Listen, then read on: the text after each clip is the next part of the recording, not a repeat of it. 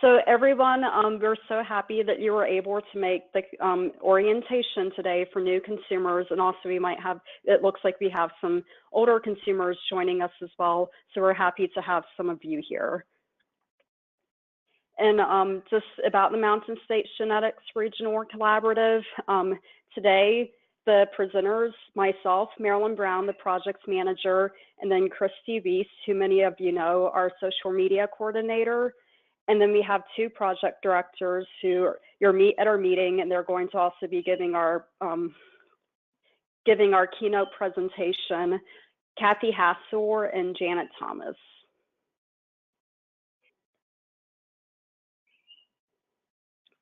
So a little bit about the Mountain States Collaborative. There's actually 7 collaboratives covering the nation. The Mountain States, we happen to be one of the largest ones, at least geographically. The support and partnerships of the collaboratives is provided through something called the National Coordinating Center, or NCC, which is actually funded, or a grant that's given through the American College of Medical Genetics. And then our funding comes from the U.S. Department of Health and Human Services, Health Resources and Services Administration, HRSA, and then they have a genetic services branch. And you'll notice on the slide, I have everything hyperlinked. So if on your own time, if you're curious, if you want to learn more about HRSA and the genetic services branch, you can find that information. And then the grantee for the Mountain States Collaborative is actually Texas Health Institute. They're based in Austin, so we're administered by them. They would be our fiscal agent.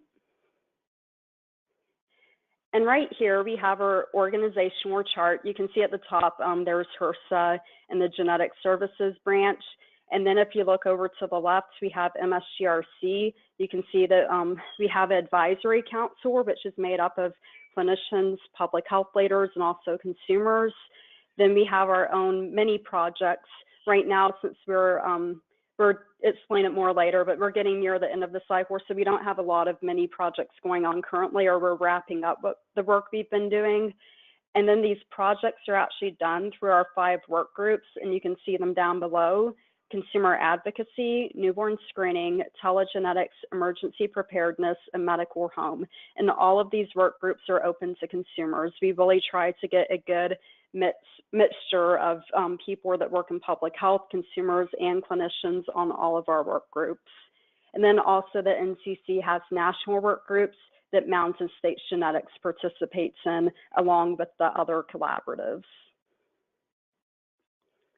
And here's just a graphic of the states that Mountain States cover. As you can see, the MSGRC, we are geographically the biggest of all the RCs. There's some others, such as Western States and Heartland, that kind of are kind of similar states where they're large geographically spread out populations.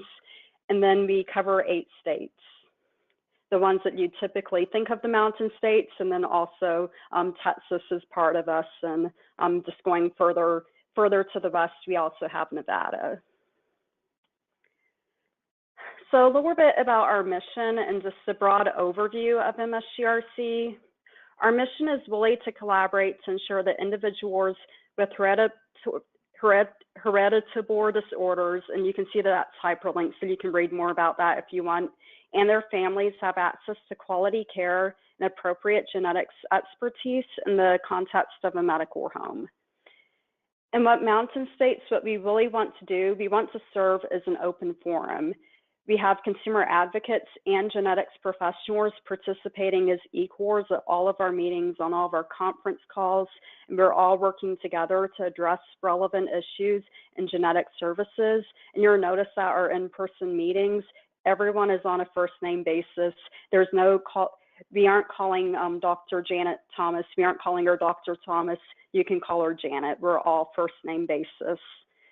And then, as I said earlier, consumers participate on all of our work groups: consumer advocacy, medical home, newborn screening, telegenetics, and emergency preparedness. We also have some consumers currently on our advisory council, and we have them working on some of our ongoing projects that we've had.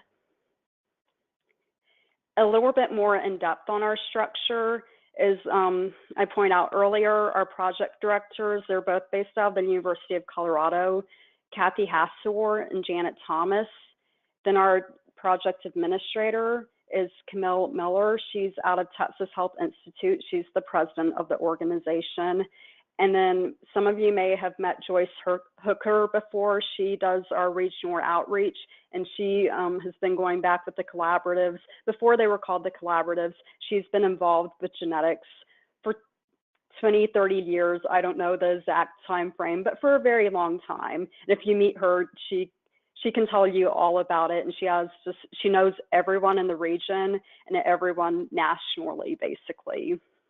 And then there's myself, the project manager, and then Christy, social media, and then also Celia Kay. She consults for us, and she actually she's our immediate past project director, and she recently retired. So just giving you a little bit of an orientation to our annual meeting, because I know that's most of the questions we've been getting from new consumers and new members. They just want to know the general setup of our annual meeting. So our annual meeting is attended every year approximately by 100 genetics professionals, consumers, and public health professionals. So it's a pretty good size. It attracts many of the geneticists out of our region. And the point of the in-person meeting, it really provides a venue for our work groups just to ensure that our projects, we're getting work done on them in person. That in-person element is very essential just to moving things forward every year. And also, this is the main time of year where we plan any future activities. And then also, you'll see a lot of regional and national partners that join us as speakers to present on some of their new activities and relevant issues. And then some of these national partners, we've been involved on some of their projects, and they've been involved on ours. So this serves as an opportunity just to keep fostering those relationships. And then also, more importantly, it serves just for our region a great opportunity to network for all the individuals and groups and just foster relationships. And really, we hope that as consumers, you get to meet a lot of the geneticists and also the people at the public health level or the people in the state health departments. And then also you get to meet other families that are going through similar issues that you are.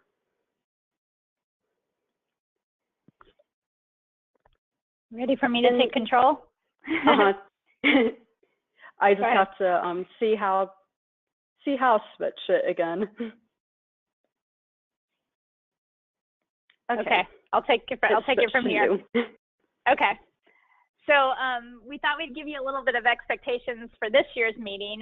This is actually the last meeting of this grant cycle. So we're just finishing up a 5-year grant cycle. And last November, we convened a small group of people for a writing session in Denver, Colorado, and submitted that in December.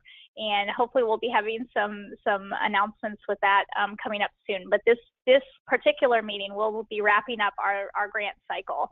What it allows, though, is a great opportunity for networking, and we've changed the outlook, or sorry, the setup of the meeting a little bit this year to really foster a lot of networking. So as Marilyn said before, all of our work groups will be convening at this meeting, and just because you're new and just because you're coming into this does not mean that you can't jump right in and attend these and participate in some of these work group meetings. They will be divided into sessions, and this year sometimes in the past we've had them running concurrently, meaning that you had to pick and choose, but now they will be all separated out. So all of our work groups are open to everyone. You can sit and listen to them, and as a new consumer, these sessions are intended to be very informational. In addition, we're going to have some presentations at each of the work group meetings as well, and then there will be a session at each work group meeting for times of open discussion and input, and we're going to be doing some wrap up, as Marilyn said, on projects and just getting feedback from people on the projects that work group has completed over the last 5 years. The most important thing we want to let everyone know is that everybody has a voice, and as a new consumer advocate, you have a voice here as well. We just want to remind everyone that these are 50,000 foot level topics that will be discussed. So while we probably won't be discussing things that are specific maybe to your family, or maybe to the genetic condition that maybe you or yourself or a loved one is dealing with, we're talking about genetics in the broader perspective and issues that go across disease and across diagnosis. So just keep that in mind as these sessions, that we're going to kind of be talking about it at that 50,000 foot level.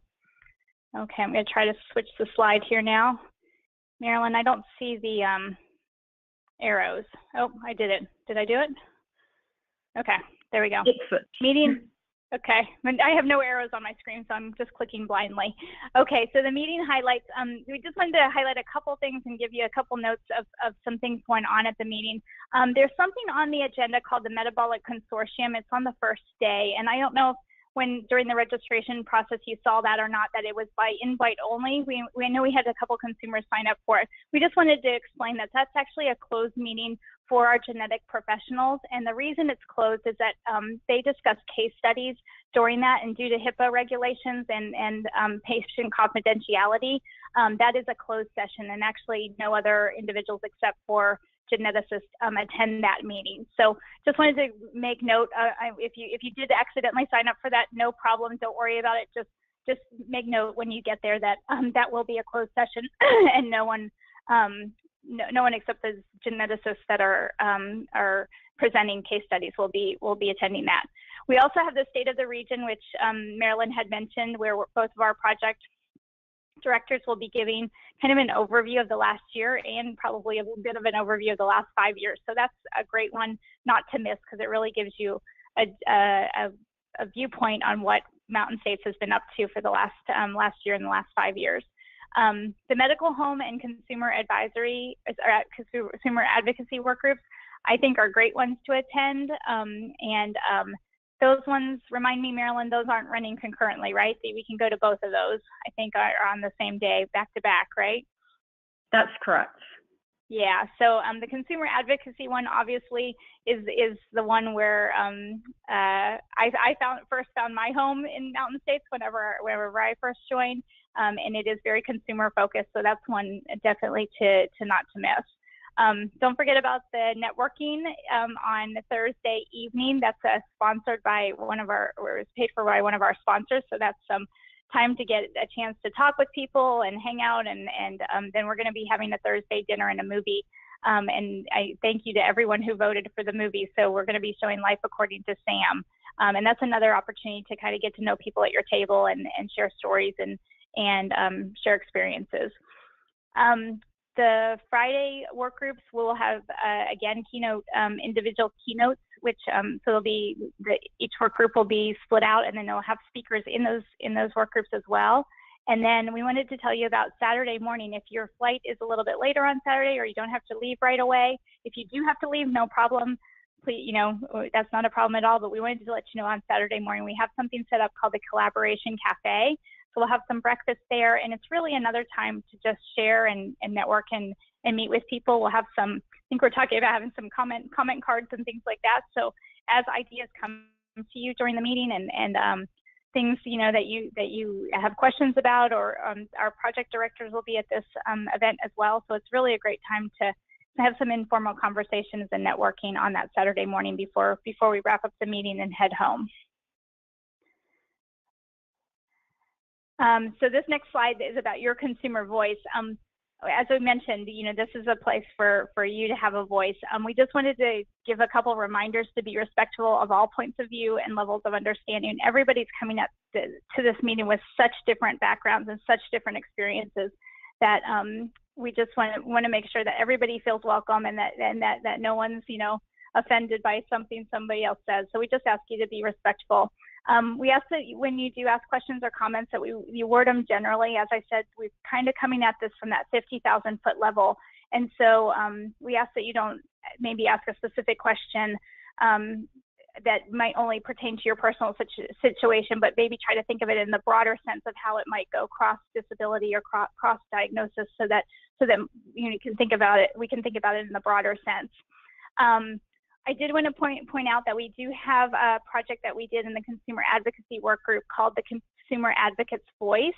And so if you are burning to tell your story and tell your family story or tell your experience with genetic services for your family, we have a way to do that. And I would really encourage everybody to take a look at these before you come if you get a chance, because some of the people that have been highlighted in these Consumer Advocate Voice highlights will be at the meeting. So it's a chance for you to read their story before you get to the meeting. So those are located on our Mountain States Genetics Regional Collaborative website.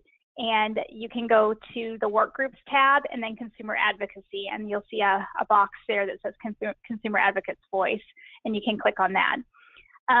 We will be doing some brief introductions at certain points in the meeting, and I do say brief because we have 100 people, and doing 100 introductions, you know, anything more than a minute or so is gonna keep us there all day. So we just ask that you keep it brief when we're doing the introductions due to the large number of attendees.